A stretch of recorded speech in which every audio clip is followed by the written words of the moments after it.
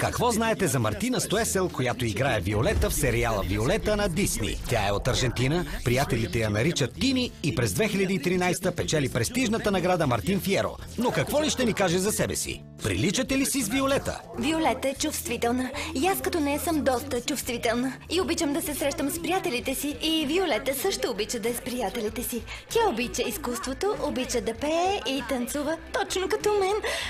Аз много обичам това.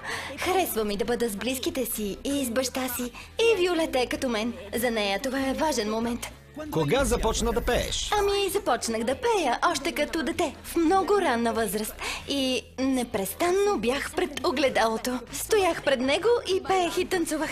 Това ми бяха детските игри. Как беше на сцената първия път? Още първия път, когато се качих на сцената, помня, че имаше много хора, младежи, които викаха и пееха песните на Виолета. Първото ни представление беше на сцена, беше толкова вълнуващо, че още не ми се вярва.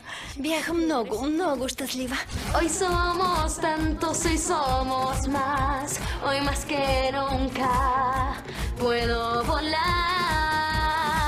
Дай съвет на начинаещите артисти. Трябва да учите, да се образовате и да се борите упорито за мечтите си, дори на моменти цената да е висока, и да вървите напред. Благодаря ви, че ни отделяте от времето си. Целувки, обичам ви!